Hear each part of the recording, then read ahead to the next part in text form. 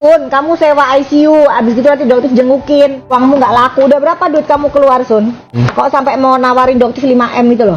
Azab penjual tomat busuk. Nggak pernah tuh seumur-umur sakit diposting, guys. Berarti stem cell-nya pelesong. Kalau lawan dokter itu kusut, Sun. Kusut. Jadi nanti hakim pun akan dipantau sama KPK.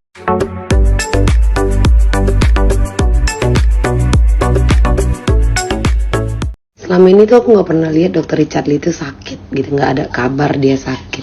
Ternyata Dokter Richard Lee itu bisa sakit ya karena surat panggilan untuk pemeriksaan sebagai tersangka atas kasus DNA Lele. Saya bertanya ini dengan nada pelangak longo. Kemarin waktu DRL diperiksa, tiba-tiba mencret kan DNA badan. Sekarang sudah mau pemeriksaan lagi, tiba-tiba masuk rumah sakit, opname. Semenakutkan itukah menghadapi kenyataan? Serapuh itukah menghadapi dokter? Masa kalah sama Nikita Mirzani, seorang wanita, seorang single parent, menghadapi semuanya dengan tegar, dengan senyuman. Kemarin aja kan, hina-hina Nikita Mirzani. Ya, Nikita Mirzani di dalam, kamu masih, perang DM ya, dengan adminnya Nikita Mirzani. Sekarang ini kalau kamu ya, dengan Nikita Mirzani itu udah kalah jauh. Dari mental aja udah kalah jauh. Ya, tinggal datang. Kalau memang benar, katakan benar. Kalau memang salah, tinggal dipertanggungjawabkan. Wadidaw, waduh, meledak gak tuh? Besok tepatnya tanggal 19 Januari 2026, Dr. Charlie akan menghadiri PMJ guna untuk melakukan interogasi lanjutan. 15 pertanyaan masih belum dijawab oleh Dr. Richard Lee yang sempat tertunda minggu lalu ya. Akankah Dr. Richard Lee ditahan minggu ini? Mr. Gosip rasa tidak, karena Dr. Richard Lee saat ini sedang berupaya mengulur-ngulur waktu agar ternilai si kebal hukum. Menurut statement dari pihak PMJ bahwasanya Dr. Richard Lee akan menghadiri PMJ tepatnya tanggal 19 Januari 2026 jika kondisi Dr. Richard Lee dalam keadaan membaik. Nah, akankah Dr. Richard Lee menambahkan izin sakitnya tersebut atau kooperatif menghadiri PMJ besok? Pokoknya kawal terus kasus ini, jangan sampai lolos. Lengah dikit los sayang, los. Lengah dikit los sayang ya. 12 tahun loh ancaman pidana, masa enggak ditahan? Wadidaw, meledak gak tuh? Jadi ya guys, yang buat ke kliniknya dia minta ganti itu pelsong tuh, stem cell, mini stem cell tuh pelsong semua. Dia sendiri juga penyakitan tuh, dia H-1 langsung dia pasang infus, H-1 panggilan langsung pasang infus. Lucu banget ya Pak Sun kelakuanmu ini loh. Waalaikumsalam Pak Mantri. Aduh, DRW infus tempelan. Itu infus juga isinya NaCl guys. Udah, makanya dokter kan bilang, lu Sun, kamu sewa ICU, abis itu nanti dokter jengukin. Sini, dokter jengukin. Kalau perlu 2 dokter dari rumah sakit Polri akan datang. Ya, nggak ada. Kamu tuh cuma nunda-nunda aja kapan kamu masuk Shell. Dipastikan kamu tuh masuk Shell, kamu tuh cuma bisa nunda-nunda doang. Ini kasus sudah terang benderang, udah uangmu nggak laku. Udah berapa duit kamu keluar, Sun? Kok sampai mau nawarin dokter 5M itu loh? Ceplosan. Hah? Kecil lah, 20M aja dilempar apa? Dia menawarkan dokter 5M guys. Tak bongkar ya, dia menawarkan dokter 5M, 20M aja sana gitu, nggak laku. Enak aja, udah dibilang balikin, enak aja, masih aja. Terus besok kita tunggu, Sun, besok udah ditunggu ya Sun ya di sana ya Sun ya. Ya Allah, itu bener lucu deh itu. Kan sekarang giliran kita yang ngomong itu azab penjual tomat busuk, itu kayaknya bagus kalau dia sakit nanti.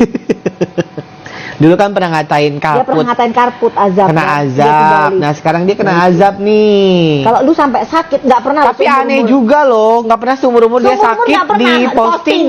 Nggak pernah tuh seumur-umur sakit di posting guys.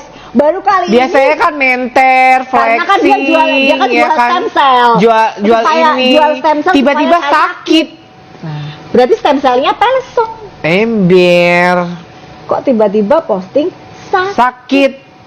Tatit karena tahu besok diperiksa. Itu yang namanya infusannya itu. Hah? Mungkin kita positif thinking kali ya. Mungkin dia stres kali. Nah, ya kan? Kalau udah mulai stres nih. Stres berat dia, guys. Uangnya nggak laku. Enggak kelihatan. Uangnya nggak laku, dokter nggak laku. Gelangnya bagus dok, sepil. Gelangnya ini beli di Tanah Abang ya guys. Apa? Gelangnya. Iya, gelangnya Tanah bagus, Abang. beli di 1.000 Tanah dapat Abang. Mangga 2. Bisa gemes kan guys liatnya.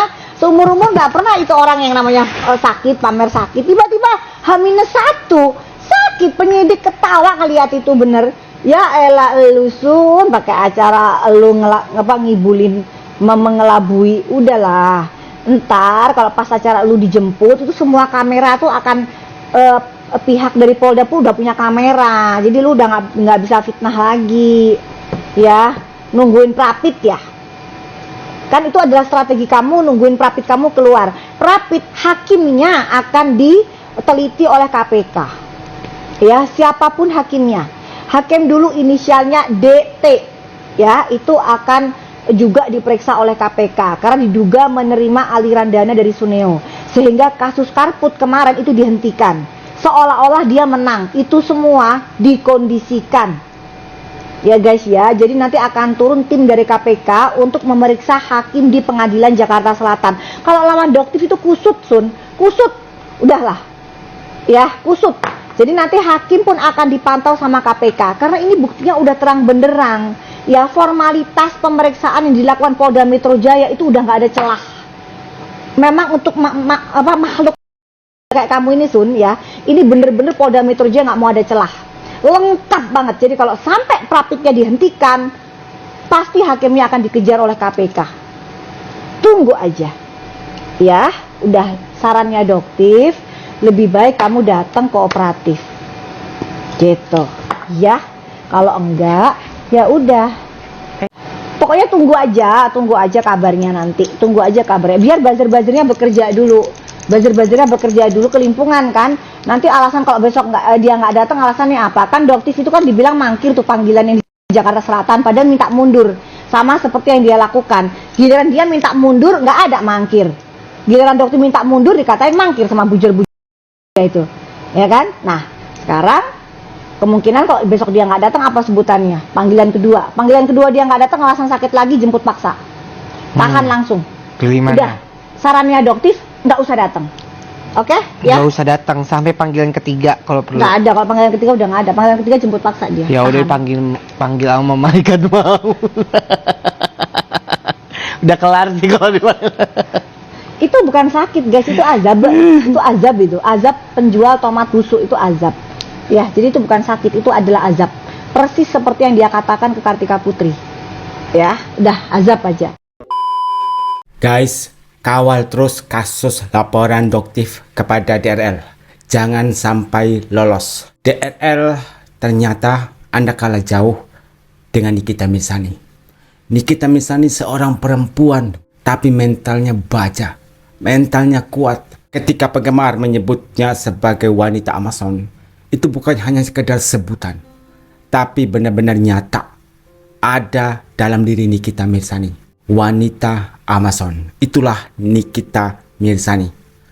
Ketika menghadap Polda Metro Jaya dalam statusnya sebagai TSK, Nikita Mirzani tidak pernah memilih cara-cara yang tidak terpuji. Lagi sakit lah, kakinya kecengklek lah, diare lah, sakit kepala, dan sebagainya dan sebagainya. Tapi dia memilih untuk menghadapi hukumannya dengan penuh keberanian dan ketegaran. Satu hal yang saya tidak pernah lupakan, ketika Nikita Mirzani resmi ditahan oleh Polda Metro Jaya, dan pada saat dibawa ke mobil, keluar dari kantor PMJ menuju ke mobil, lihatlah gayanya Nikita Mirzani. Vibes-nya seorang model yang sedang catwalk, dan itu selalu terngiang-ngiang sampai dengan saat ini. H-1 menjelang pemeriksaan lanjutan oleh Krimsus Polda Metro Jaya terhadap Richard Lee untuk melanjutkan 15 pertanyaan lagi. Tapi tiba-tiba tadi malam DRL pasang infus, katanya lagi sakit, tumbang untuk kesekian kalinya. Dan anehnya, seumur hidup kata dokter, nggak pernah dia posting lagi sakit. Pasti yang diposting itu tentang prestasi, live jualan, harta kekayaannya. Kesenangan aja yang diposting. Kemewahan aja, keberhasilannya, prestasinya.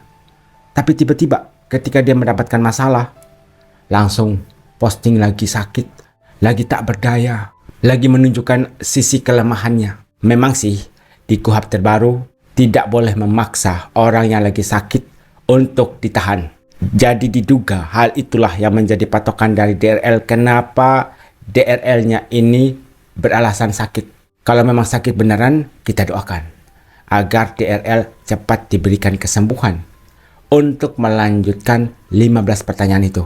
Tapi ingat kata Doktif, tidak segampang itu bagi Polda Metro Jaya untuk percaya dengan Anda. Akan ada dokter dari rumah sakit Polri yang cek langsung kesehatan Anda. Benar atau tidak Anda ini lagi sakit. Dan ingat Bapak, kalau berbohong, masa hukumannya bisa ditambah loh.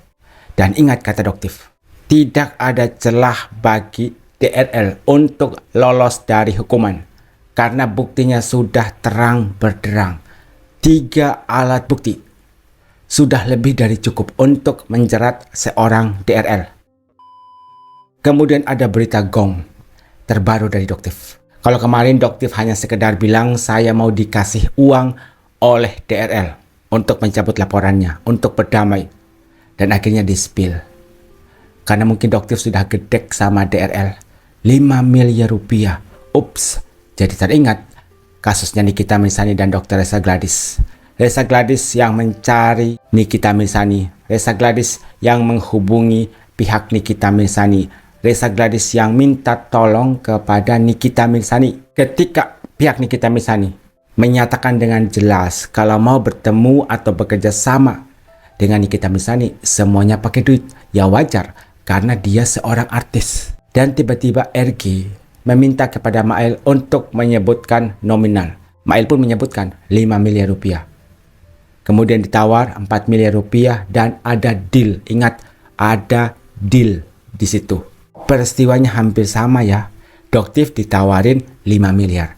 Tapi kata Doktif, no. Mungkin Doktif ini sudah tahu pola permainan dari mereka dan belajar dari kasus Nikita Mirzani. Awalnya sih kesepakatan, tapi tiba-tiba menjadi pemerasan. Sedangkan kasus dugaan penyuapan yang dilakukan oleh Reza Gladys tidak pernah terap di pengadilan. Jadi fokusnya itu hanya Nikita Mirzani. Hanya karena dia merasa jadi korban, pihak pelapor yang merasa teraniaya, yang merasa jadi korban, yang katanya tertekan tapi malah senyum-senyum, bercanda sama Ismail Marzuki. Inikah yang dinamakan sebagai korban pemerasan. Postingan dari sahabat Nikmain. Doktif mengungkapkan bahwa ia ditawari 5 miliar oleh DRL. Apakah itu untuk berdamai? Apakah tujuannya agar Doktif mencabut laporan terhadap DRL? Jadi ada banyak kemungkinan yang terjadi di sini. Niki juga begitu, ditawarin uang tutup mulut, lalu kemudian kenapa ditahan? Nah, tawar-menawar ini yang jadi biang masalah. Giliran yang ditawari menerima, kemudian mengajukan laporan, katanya diperas, katanya TPPU, dan segala macamnya. Padahal yang menawari mereka juga, supaya aman, supaya Nikita Mirzani nggak speak up soal produk dari Reza Gladys yang tidak memiliki izin BPOM. Lalu, kocaknya, Nikita Mirzani dituduh melakukan pemerasan. Jebakan lagi, polanya mirip-mirip ya. Jangan mau Doktif, nanti jebakan Batman seperti Nikita Mirzani. Postingan dari Teras Doraemon sesuai dengan pernyataan dari Doktif, kalau DRL terus mengajukan permintaan penundaan pemeriksaan dengan alasan sakit sehingga tidak bisa datang ke Polda Metro Jaya. Doktif menyarankan, oke, DRL mending gak usah datang. Tunggu nanti sampai panggilan ketiga. Itu bukan panggilan ketiga lagi namanya, tapi penjemputan paksa. Semakin DRL nggak datang, semakin kuat penyidik menahan DRL. Drama 2021 akan terulang kembali dengan penjemputan paksa. Laki-laki kok kalah nyalinya sama Nikita Mirzani? Nah, itu dia yang saya pertanyakan. Berani berbuat, berani bertanggung jawab dong. Ingat kata Nikita Mirzani, dia tidak bersalah. Tapi dia berani untuk mempertanggungjawabkan segala tuduhan yang dialamatkan kepada dirinya. Perasaan dari semalam gak ada pos. Dia sakit-sakitan, kayak anteng-anteng gitu. Tiba-tiba giliran bakal diperiksa oleh Polela, langsung keluar story lagi di infus. Agak lain memang dokter satu ini, tukang buat racun. Hukum di Konoha sungguh luar biasa, dipermainkan oleh oknum yang berduit. Beda lagi dengan kasus NM yang sudah disepakati tapi dianggap pemerasan, lalu kemudian gercep langsung ditahan. Surat terbuka untuk Polda Metro Jaya, terutama bagian kriminal khusus. Puluhan juta mata netizen saat ini memandang ke arah kasus laporan Doktif kepada DRL. Ingat, ada 2 pasal di situ. Dan ini menyangkut kepentingan publik, kesehatan publik, Undang-Undang Kesehatan dan Undang-Undang Perlindungan Konsumen.